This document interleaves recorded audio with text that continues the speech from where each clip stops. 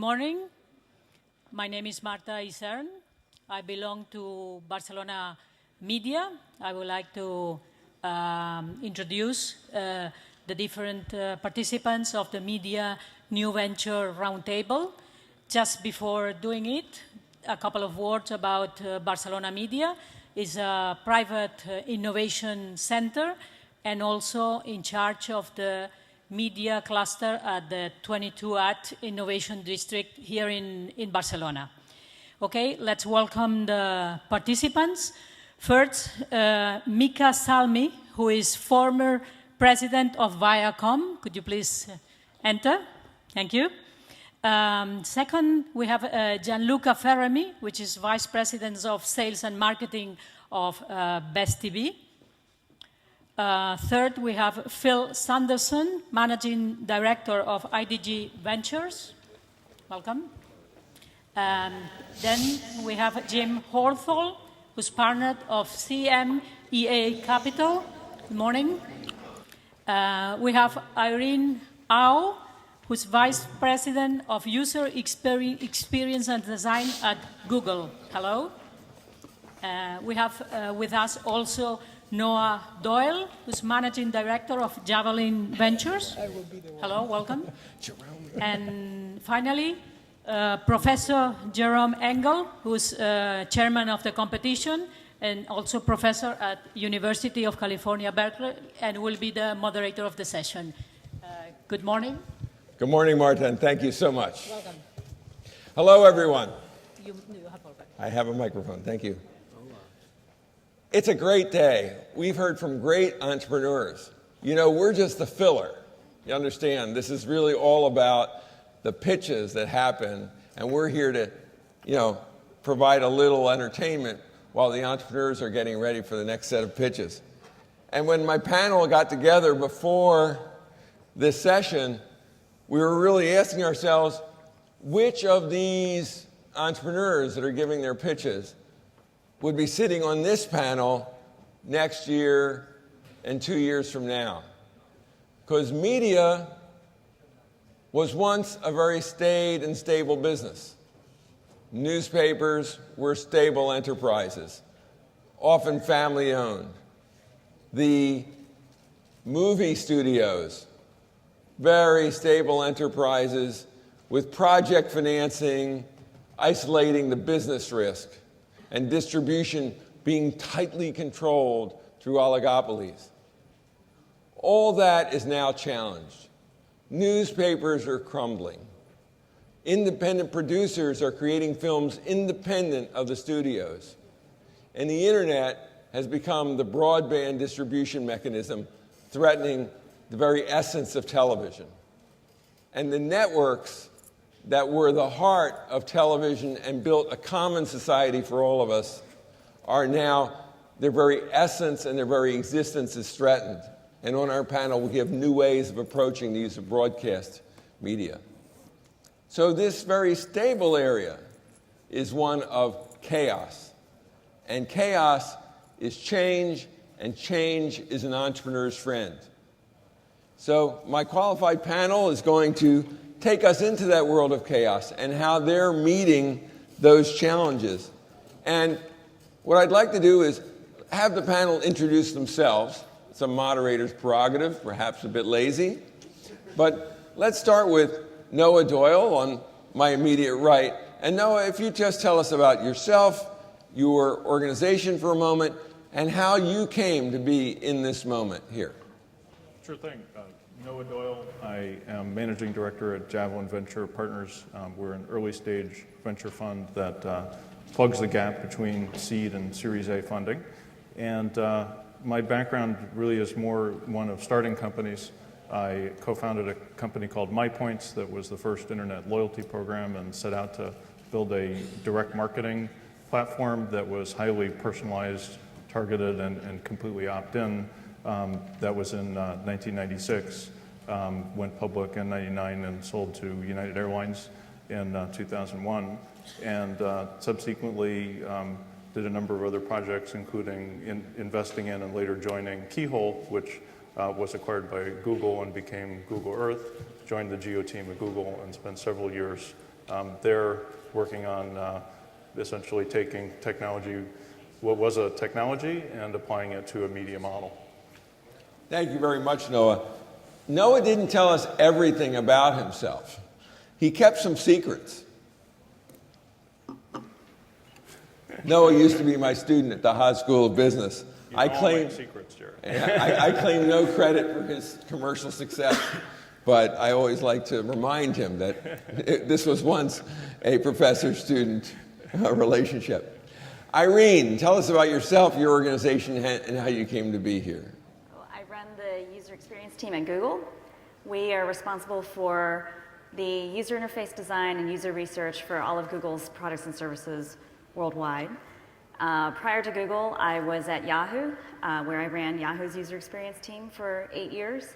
And prior to that, I was at Netscape. So I have a long history in rapidly growing consumer internet companies.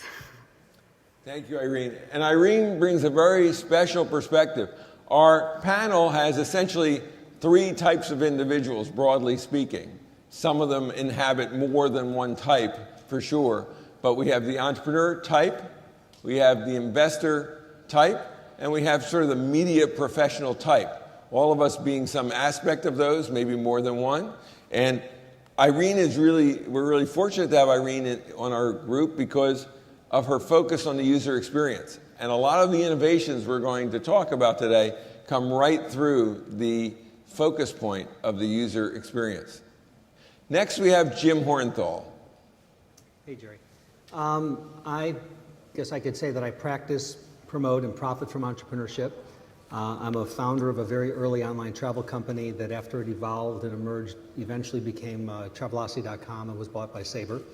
And I'm currently the founder and CEO of a company called Tripperati, which is a destination discovery platform involving new media and a lot of fun science. I'm a venture partner with CMEA Capital, a 20-year-old venture firm that's got a $1.2 billion under management, and we invest in life science, energy, materials, and IT. And I'm also a fellow at the Lester Center. I get to work with Jerry involving nurturing and promoting future entrepreneurs. Again, Jim didn't tell us everything about himself. One of the businesses he referenced that ended up being a major travel site had a prior name, which was Preview Media, right, and was really one of the early innovations of media in its time frame. And that experience may yet be relevant for this panel. Thank you very much. Next, we have Phil Sanderson. Thanks, Jerry. I've been involved in new media for about 20 years, 14 of those as a venture capitalist at Walden VC and then IDG Ventures. Very much feel like an entrepreneur in that I started a new venture fund within IDG and know the trials and tribulations that all the entrepreneurs go through. Also involved with a number of different venture organizations in Silicon Valley, such as National Association of Venture Capitalists, VC Network, Western Association of Venture Capitalism. So very tied into what's happening in Silicon Valley and been very interested to hear the environment in Europe through this conference. Thank you very much, Phil. Phil's firm is very closely aligned with an old line media business describing the new media business. And I hope as we go forward, you'll tell us more about that alignment and how it gives you a strategic perspective.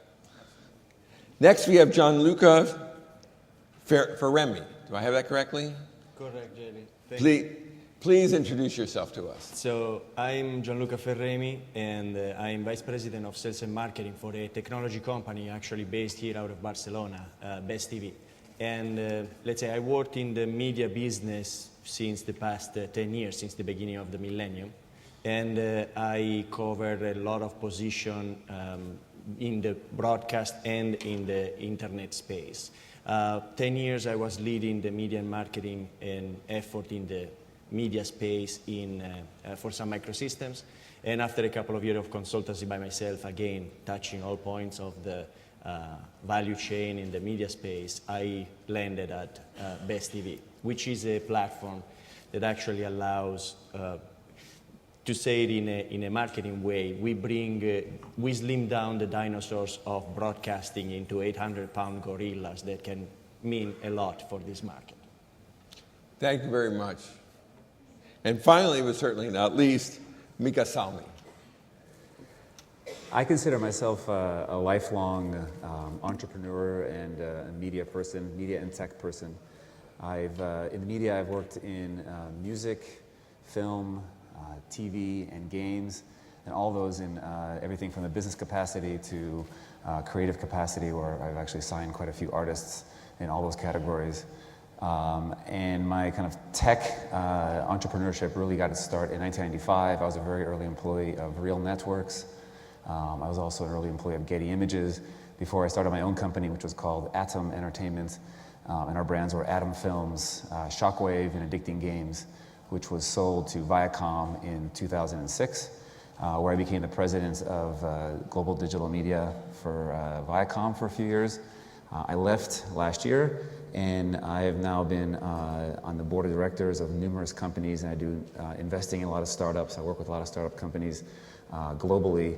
The most noteworthy of those is I'm the chairman of Habbo Hotel, which is based in Finland. It's the world's largest teen virtual world and social game. It's doing quite well, so I'm doing kind of scattershot opportunities, but I'm also looking for my next startup or my next kind of entrepreneurial venture for myself. Excellent. And you're in a great place to find some. I'm sure you're going to see some good deal flow while you're here. So let me start off with a framework for our discussion and indicate where we might go. I suggested in my introductory comments that entrepreneurs love change, and that change creates the gaps and the opportunities that might displace the incumbents. When we look at change, we might look at it as evolving most naturally in the product, the core technology, the technological platform. But we also have change in the nature of the content or the user experience.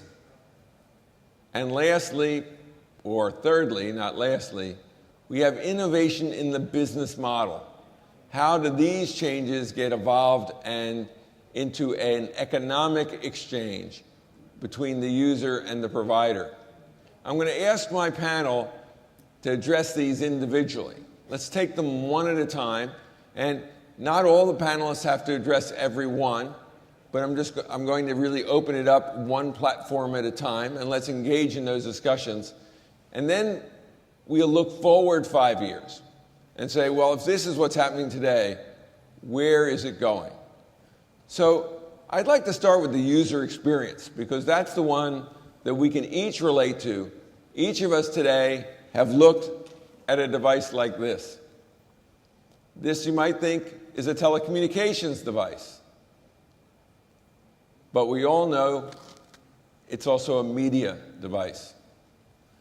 We all today have probably looked at our laptops. Last night, many of us looked at our televisions. So what is it in the user experience in these different platforms that's engaging us today? And what is most important in sort of understanding how that translates to a commercial experience? I'll open that up broadly, but first I'd like to invite Irene to kick off that discussion. So I think traditionally media was a very lean back kind of experience. It was very editorialized, and content was kind of pushed to people. And in today's environment, not only is it lean back, it's also lean forward. It's increasingly interactive, and we have greater citizen participation. So users have greater choice in what they're looking at and what they're consuming. They have a lot more control. We see platforms opening up for people to publish much more broadly, so it's kind of opening up for citizen participation. We have new devices, so not only do we have desktops and laptops and mobile devices, but we have things like the iPad, which create new contexts of use. And along with that, different scenarios for computing and consuming media, and also for creation. So when let me drive a little deeper for you. When you take a Google perspective to that, what does that mean to Google when it looks at that? Google is about creating tools and platforms for people to engage and participate, for publishing, for consumption. It's also about comprehensiveness. So, Google News, for example, is about scraping the internet for interesting content and information. Google Reader is about giving people the tools to choose what they consume and to get that stream to them. There are a lot of user challenges that are related to that. So how do I deal with information overload? How do I deal with attention management? And these are all user challenges that we're also looking at helping users manage. So I have to take that one more level deeper. The first time I had a Google experience, I had one striking thing that I noticed. It wasn't the quality of the search. It wasn't the speed of the search. It was the simplicity and transparency of the interface. I was a world, if I remember correctly, it was a world of Yahoo. It was a world of other providers that were taking a portal approach, one of embracing me as an individual and bringing a lot of relevant content, hopefully to me, in a customized, cluttered, rich, deep way. And yes, there was a search bar, but I got there with a confrontation that was much different. Google took a dramatically different position. Did they do it just to be different, or is that still representative of a thesis about user experience? And can you tell us about that? Sure. You have to understand the context in which Google was created at the time. So Yahoo, in contrast, at the time, was a hand-picked, human-driven, editorialized directory of websites. And Google, in contrast, was driven by algorithms and it kind of took a machine-driven approach to scouring the internet for the most interesting and relevant content on the web. And so the interface kind of reflected that philosophy, where the interface is really meant to be kind of machine-driven and not too handmade. The thinking at the time was that if it looked too handmade, it might look editorialized, like it was too hand-picked. And we were deliberately trying to create an aesthetic that spoke to the algorithms and the power behind the computer science that drove Google. So today, that philosophy still endures. It's much more about the content, where the content is the interface. So we deliberately don't have a lot of adornment. We want the content to speak for itself.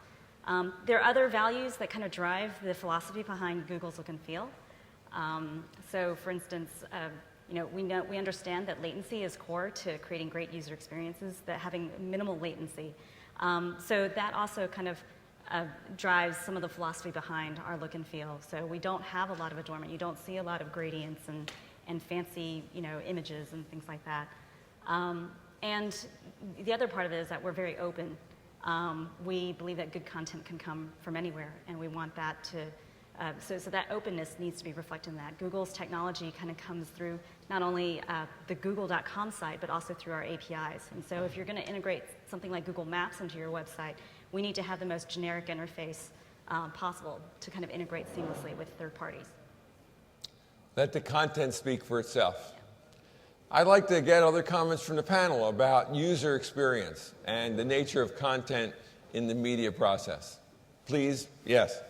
I think your topic of change and user experience is interesting because having worked at Viacom, the hardest thing they had to get their head around was the fact that in the world of new technology, in the world of where media is going, it's in constant change. They're used to where basically the television has been the same for over 50 years. Sure, you have cable and better quality picture and color and these things, but the business model and a lot of it's been very similar for so long. So the media companies, the idea that something could be constantly changing, and not just on a yearly or 2-year basis, but almost on a weekly basis, some new innovation comes up. I think, when I was at Viacom, the CEO, he had a very, very hard time keeping up with the kind of daily news of what was going on and how it would impact their business and what was going on.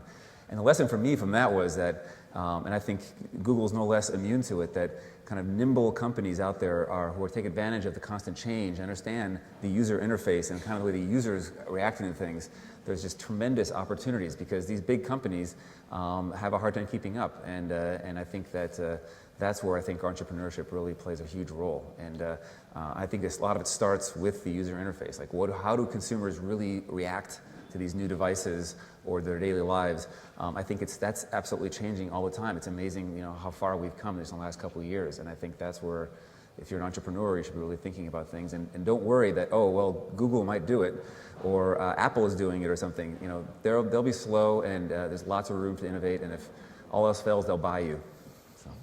So let's take that comment and drive it at the content piece. Please, Giuseppe. Right. I want to add a different perspective of what Mika said, in the sense that it's clear that the mobile or the PC, the laptop, the iPad are changing our life, no doubt, also in the terms of consumption of content. And in those cases, the user interface is absolutely fundamental. But as an opportunity, there is, especially in the media space, media is a particular market that it's now being affected deeply by technology. But it's also a very particular market because there are a lot of established companies that comes from the past that are still having a very viable business. I mean, in the US market only, advertisement revenue on TV are still $70 billion, and they are growing again. So that's still a market. What I'm saying is, when change comes, we tend to focus on when that change happened, but we forget that there is people that needs to deal with the change anyway, and it's the people that probably is actually, we can call them the incumbent.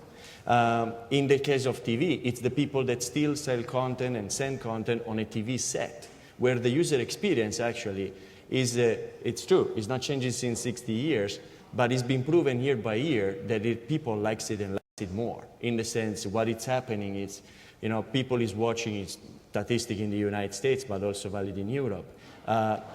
Every month, 3 hours more of TV due to the DVR, the PVR, and the user experience is actually the same. You turn on the TV and you watch the content. So all I'm saying is, let's not drive super fast our car into the tunnel of the PC or the mobile and crush ourselves with all the companies that are trying to go there. Let's have a wider point of view, because there's still lots of money in traditional business and traditional content, which definitely have to deal with the change in the world, and therefore are looking for entrepreneurs that can bridge that gap for them. So I found those comments very provocative. I heard you say, hey, a lot is not changing, and it's a satisfactory user experience, but your statistic, I hope you can't hear that. It's in my right ear. But the statistic you used to support your argument took the time-independent sector of the TV market and included it with broadcast. And that's certainly a huge change. Personally speaking, I'm biased, because I don't think I've watched, except for in my hotel room, a minute of broadcast television in a year. But I've watched a lot of television, watching what I want, when I want. So the question is how that kind of change is, in fact, also a change in user experience. Phil, did I see your signal? Yeah. I mean, with all due respect, I don't think we're necessarily in the demo. So, to your point, in the U.S. alone, people 18 to 24 still watch over 3 hours of television a day, which seems hard to believe, but it's still true. However, 40% of those people are also surfing at the same time that they're watching television, either on their PC or their handset. So there is a change that's going on, and I'm not sure that 3 hours a day will sustain itself over time. I think that the promise of interactive television is getting better. It's still a promise, and there will be more interactive television as IP television starts to permeate the living rooms, and that'll happen, and it's happening today. That said, the pace of change with other new platforms is increasing just as fast, if not faster. In fact, it's only a matter of time, probably within the next few years, where more people around the world will be surfing the web on a mobile phone rather than any other platform. So all of these things are changing radically, to Mika's point. You know, and for entrepreneurs and companies, how are you going to go after those new platforms? Because new platforms present new opportunities for success. I'd also say that, you know, when we talk about media, I mean, traditional media has gone down. I think there is a resurgence of television advertising recently, but I mean, radio and newspapers certainly around the US, probably in Europe, many of them are going away and the traditional models are just gone. And I'm not sure they'll come back. And maybe there'll be some pay models for some of the premier titles, but you know, I think as a venture capitalist, we focused on the new forms of new media, such as e-commerce, which is 4% of total retail right now, increasing very rapidly, online advertising increasing, and then you know, computer gaming is an area where we're very focused just because it's grown so quickly. It's over 30 billion in the US, 60 billion worldwide. But again, that model is changing radically as well. Jim. Yeah, in my experience, I think it's a little bit like yours, Jerry. There's a lot of time shifting and location shifting. Last night in my hotel room, I was watching the last 2 innings of the Giants game via Slingbox in San Francisco. Giants won 6-3. I know you're worried about that. There's also new formats. I think the lingua franca, when we're talking about media, is really engagement. And to get a consumer in front of some platform, newspaper, magazine, TV, radio, website, there's got to be something in it for them. And for he or she to spend time there, the reward is finding out a way to monetize that. There's new ad units. I mean, Capture Ad had an idea of how to monetize the login. We're investors in a company with Google called Pixaza, which is actually allowing photos to begin to be monetized for the purchase of the underlying objects people are wearing in the photos. And I think where entrepreneurs have a role to play is with innovation, insight, and creativity to look at ways where our behavior will change. Because while 3 hours of TV might be augmented with 3 hours of concurrent, you know, iPads and phones and other things that you look at, any one can break through at a moment with a valuable gem. One of the concerns I've got, and something that Sergey said at Zeitgeist about 4 years ago, is that search is really hard. The only thing harder than search is discovery, because you don't know what you're looking for. And I think there's huge opportunities as well as people think about sort of Pandora-like solutions in different verticals to let people have meaningful recommendations, some machine-based, some expert-based, some combined, because there's so many things that the empowered online user wants to, needs to, should know, and finding those avenues is a real opportunity for entrepreneurs and people who drop shares. Noah, I know that you come from what I think is a pretty rich media heritage. I mean, especially the keyhole experience, where you had a business model challenge of converting, you know, this geographic information into also a business model as well. And while we're not quite on that topic yet about business model innovation, I wonder if you have a perspective about this media business. Yeah, I definitely see a imminent sort of evolution of interactive media to a kind of deeper branding experience with the capabilities that we've seen with better performance of screens, of visual interfaces, of broadband, of the whole user experience, in some ways is opening up to new experiences around branding. If you look at the media spend globally, it's still heavily weighted toward TV for branding, yet you know, time spent online is approaching time spent watching TV, in some cases exceeding it in some demographics, in the younger demographic. And yet the large branding spenders, you know, have really not moved to interactive. However, the statistics in terms of potential impact are very good. You know, if you look at awareness, if you can get a user to click, the recall is actually significantly higher than multiple repetitions of a TV ad. And that's truly underexploited. So I think we've seen some interesting plans come along. None that yet has launched really, but I do think that there's a wave of spending that's about to happen that is really going to perhaps move the media industry, the interactive media industry, to the next level. So nobody, I'm shocked. We've been in this panel for at least 10 minutes talking about media, and I haven't heard the word, anybody want to guess what I'm thinking? What word have we not heard that you might have expected to hear? Let me hear it from the audience. iPad, we'll get there. It's easy. 3D, we'll get there. Come on, the big one. Content. Community. Facebook. The user experience. Bringing the person to the context. Bringing your community to your world. I know it's static. I know it's two-dimensional. I know it's not thrilling. But I teach a class in entrepreneurship. We just completed the class. There were 16 business plans.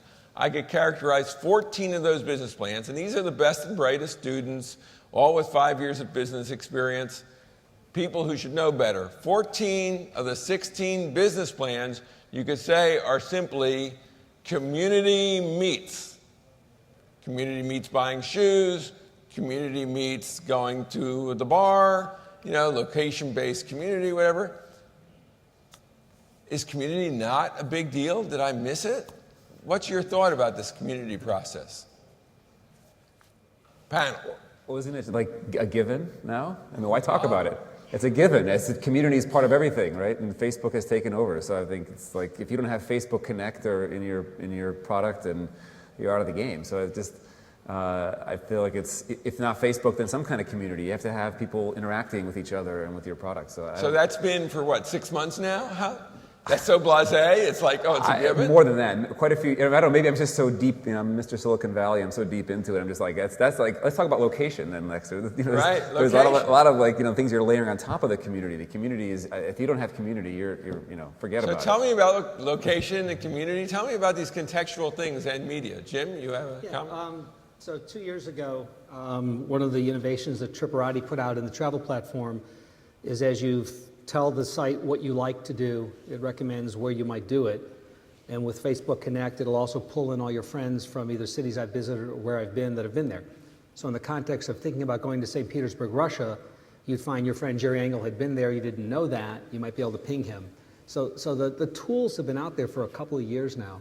And I think we're seeing more vertical creative applications of how those will create a deeper, richer experience. Our users are spending many more minutes on the site exploring a lot of those links, including the social links to TripAdvisor for reviews and so on. The problem with social, and I've got my own hang-up about this, is I think many things in the world lend themselves to experts, friends, and crowds in that order. If I have a health condition, I want to know what an expert can help me with. Then I want to know if any friends have had that condition. I may or may not care much about what the crowd says. We think the same is true in financial services and in travel. And so I think the issue is how you can build a listening platform that allows the consumer to know what's going on that's relevant. I'm an investor in a company called Revenate. Revenate has a listening platform for hotels, and it lets them track tweets, reviews, websites, news, blogs, not just for their hotel, but their competitors' hotels. So the revenue manager understands what's going on. That's a useful tool that sorts the noise, because the problem with the social graph is the signal-to-noise ratio is very high, and no one really has 4,000 friends. So the question is, what does it really mean to be a friend? And I think the wrong game to play is how many follow me, how many friends do I have? I think it's who follows me and which friends have me. So I think it's a different dynamic that I think adds value. Any commentary on Jim's remarks? Well, we're seeing community used more so in business models and than in, does community work in the social setting? Because I think it does, and we've all seen that. But business model-wise, I mean, just some recent examples, crowdsourcing. I mean, we've all seen user-generated content on the web, and Wikipedia is probably the best example of that. But crowdsourcing is powerful, right? I mean, we have a company called Minted. They've got 1,000 designers, and they all have contests, and the best designs that are voted on rise to the top, and those are the designs for wedding invitations and holiday cards and stationery that are actually offered. And the same with a company called Threadless. Why would a designer come up with a design, offer it in retail stores when you can have millions of people tell you what they'd rather buy and then offer that for them to buy, right? It kind of makes sense. Another model we've seen, and this has really come up in the last few months, and we've seen dozens of business plans, both in Europe and in the US, is in the, for lack of a better term, the mechanical Turk space, which is Amazon's business model, where you're simply just throwing out microtransactions to millions of people and saying, we'll pay you. Effectively, it comes out to be $8 an hour to do some microtransaction. Perhaps it's categorizing web pages and getting all these people to work in their spare time to do it and paying them. And it's outsourcing labor effectively. And we're seeing in a lot of different categories. I probably saw 5 business plans in that category last week alone. And that model works. And we're going to see different areas, you know, in that community element. Well, Phil, thank you for opening up really the next category, which is what are the implications of change in the business model space as we see them in, you know, as this user experience changes. Where do we see the entrepreneur and the innovators in the business capture it? So these microtransactions on the productivity side, where else do we see evolutions in business models? No comment? Come on.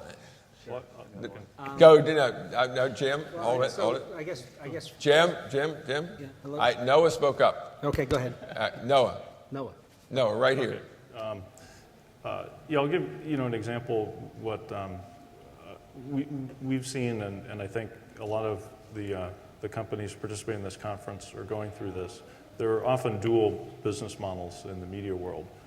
There's kind of a organic, kind of bottom-up model that's more ecosystem-like, and then there's a top-down, hierarchical model of selling to large customers. To the extent that you can straddle the two, it can be tougher to manage, but the rewards can be greater. And I've had experience. Give us examples with that at Keyhole. That's really what we tried to do. We always had a inexpensive consumer product that went free after we were acquired, and had an enterprise product that we were able to monetize from the very beginning. We have an investment in a company called Sense Networks, which has an API. The company provides a technology for based on users' patterns of where they take their phone, where they travel, and how they use their phone. They are able to get a very detailed profile of the user anonymously that can be used for targeting.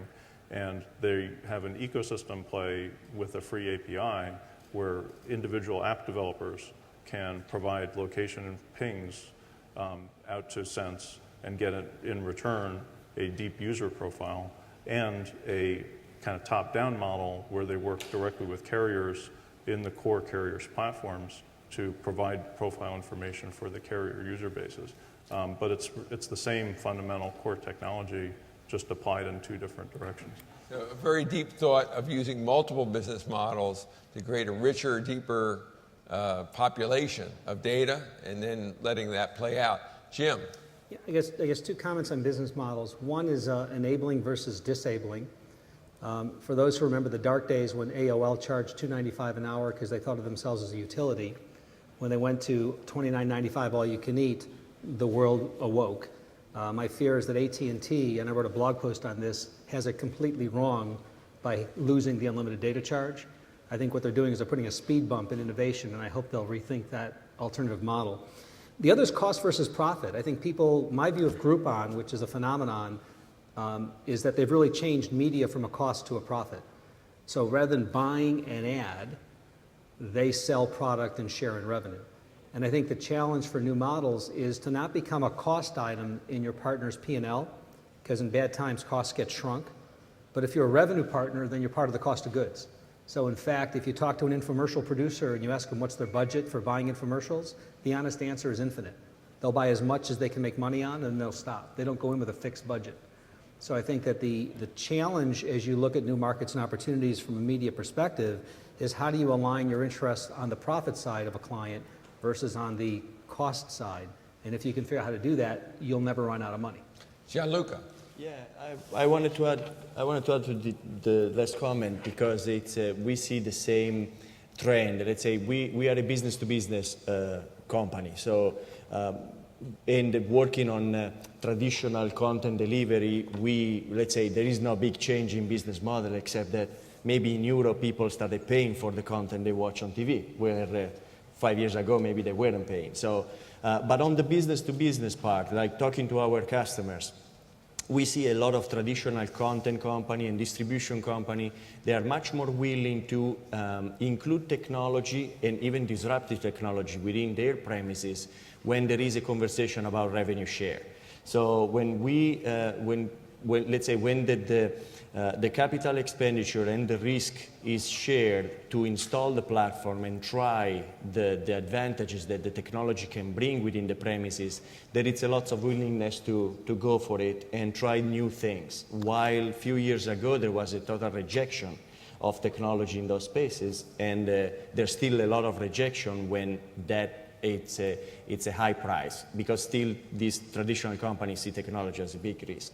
So we may not all be as familiar with BestTv, as certainly as you are. Can you apply what you just described to exactly tell us about BestTv and how that applies? Very, very rapidly. BestTv is a platform that allows broadcaster, digital terrestrial, digital satellite, or digital cable, to become pay TV operators. This is very meaningful, especially for terrestrial broadcasters, which are moving to digital and now have an opportunity to generate subscription revenue instead of having a business model based exclusively on advertisement revenue, which is in crisis now.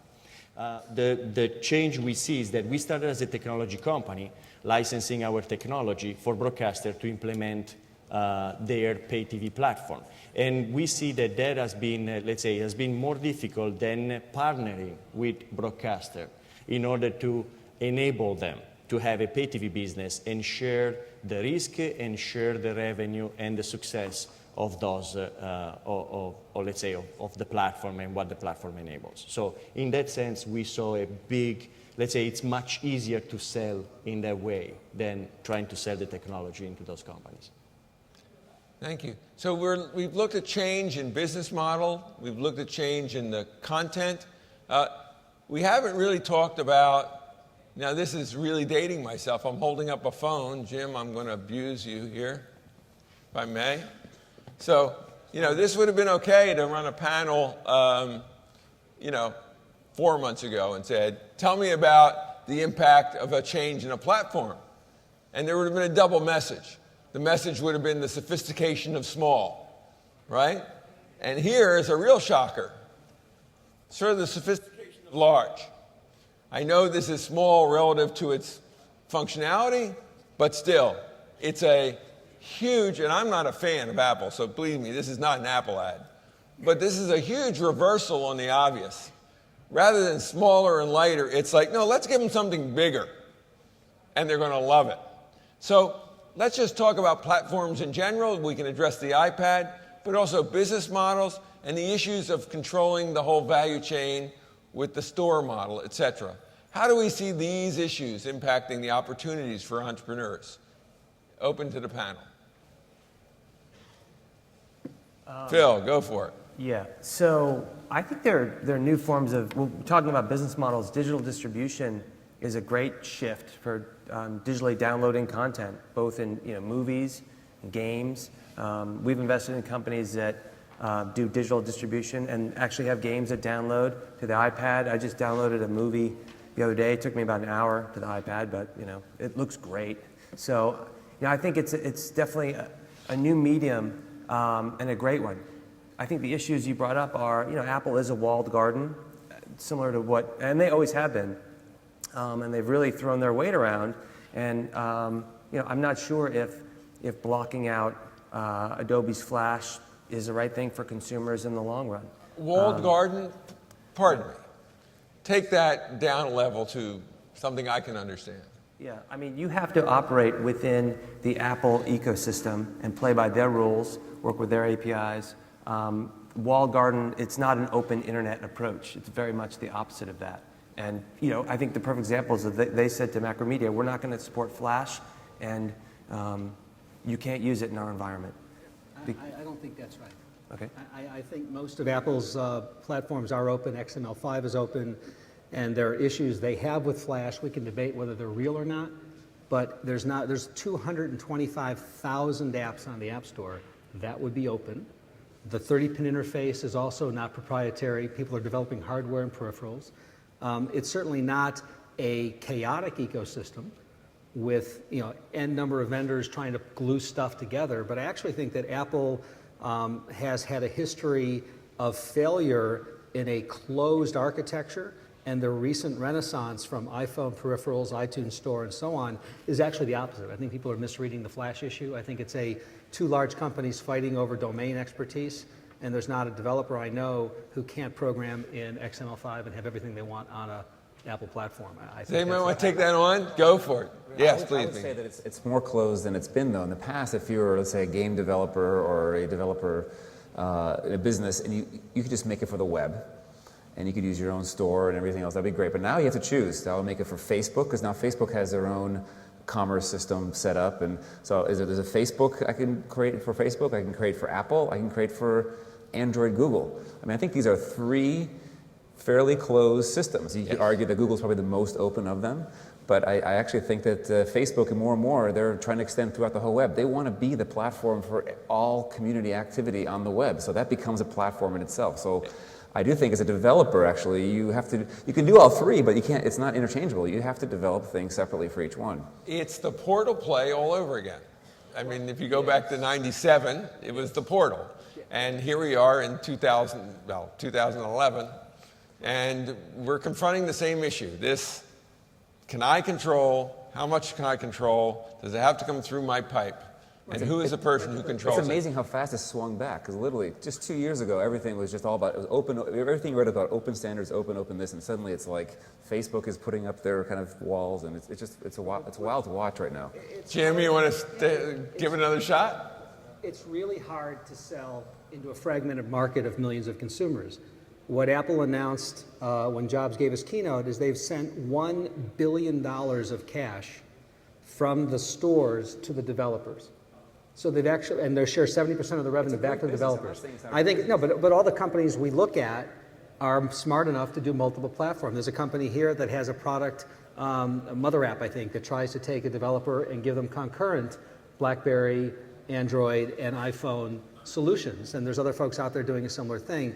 It's a challenge, but if you want to be in the car business, you got to make wheels on the right and wheels on the left if you want to sell globally. Get over it, that's what you do.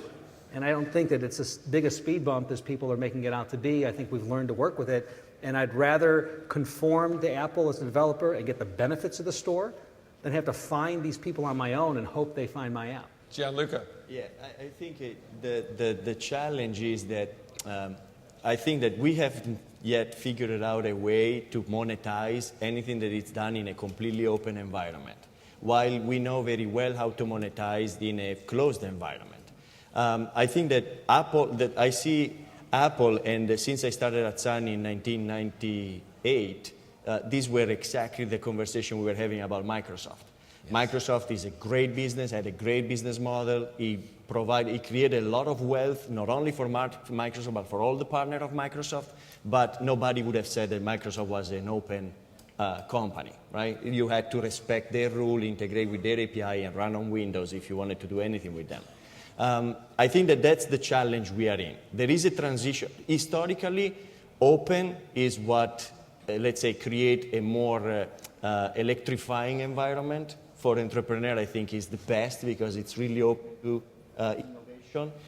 It's much more difficult to monetize. And we are in that transition again, as Mika was saying. We flip back like 10 years back, and we have the same question. How are we going to make it happen? Maybe this Android maybe will be a way, Google maybe may be a way to monetize that in a different way. YouTube hasn't yet figured it out. So we'll see. But that's, I think, is the challenge. Any comments from our other panelists on this issue? Yes, Noah.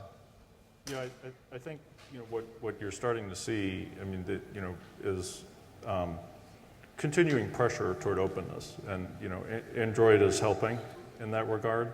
But part of what is driving it is actually the media model, because the winner in the media model is the most open, most accessible, easiest to use, most universal product. A recent watershed event, in my view, is Microsoft's decision to make Office free for its base product. So it's essentially the richest functionality product that Microsoft offers, one of their core cash cows, a multi-billion-dollar profit stream, and they're going to make the core product free, and at least at a basic level. And it's essentially saying that the rewards from the potential for that connection with the user and that user time and that user interaction are greater than the license revenues that they receive from those basic users.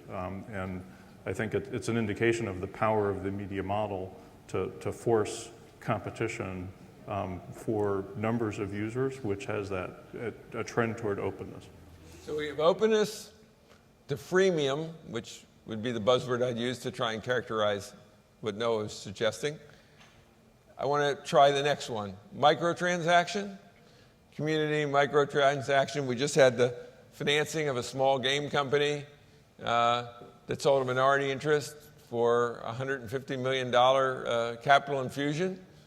A company that is quite young and whose products might be say to be quite simple, and a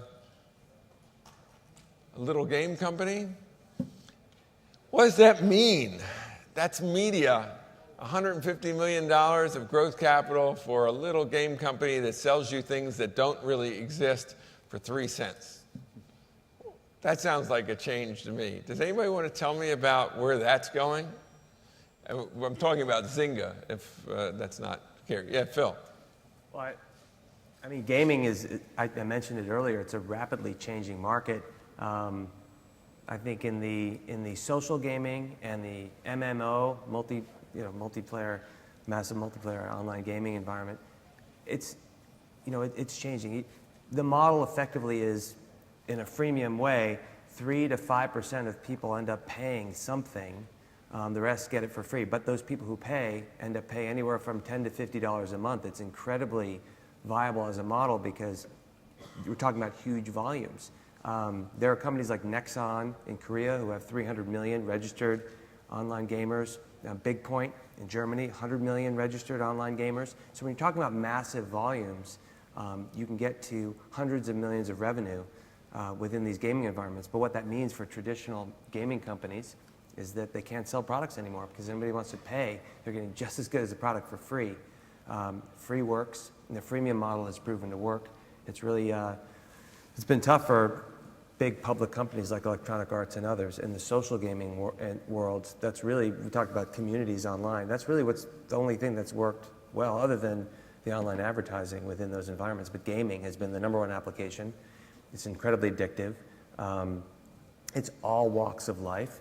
It's not just hardcore gamers as it used to be. It's all ages. And it's matured very quickly. It's hard to compete against Zynga today. Not that developers can't do it, but it's changed radically in a very short amount of time. Yes, please. So Zynga's entire business is built on Facebook. They have nothing outside of Facebook. I mean, they've tried some iPhone games. I think they have some coming, and they've tried to have their own website separate from Zynga, from Facebook. But and the rumor is it's $400 or $500 million in revenue, all from games on Facebook, pretty much all from virtual item sales. It's interesting for the company I'm chairman of, Habbo, which is it's on Facebook, but just kind of tipped the toes over there. But generally, it's on its own, as its own website, and we did 50 million euros last year in revenue. We're going to do hopefully over 60 million this year, and 80% of that is virtual items. So it's all people just buying, where it's a hotel, you get a room, you can buy furniture for the room, you can throw parties, you can play some games. All this stuff is stuff that doesn't exist, as you said, and you pay pennies for. And but I think it's just interesting to see that.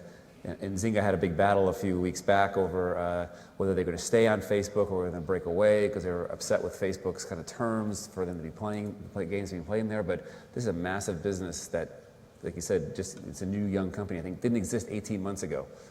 and it's a huge threat in the games business.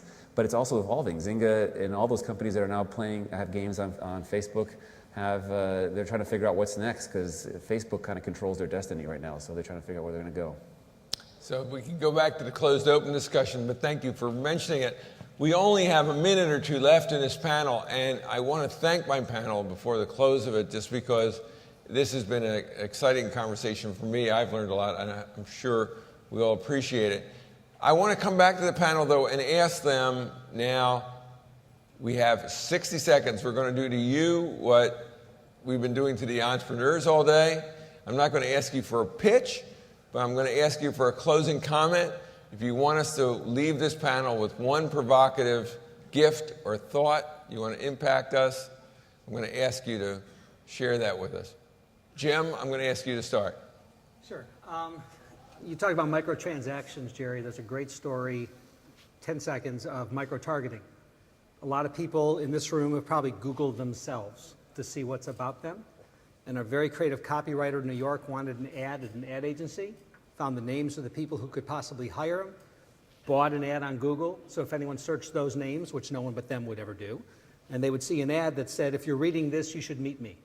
And he got a phenomenal job, and he could never get through the door otherwise. So I think there's a lot of ways to think about micro-targeting and microtransactions, and the people in this room will probably figure it out.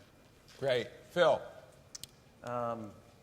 We're looking for innovative companies that are trying to change the world. So I would recommend shooting me an email, Phil@IDG Ventures, as you find you've got a company that's in the area of new media.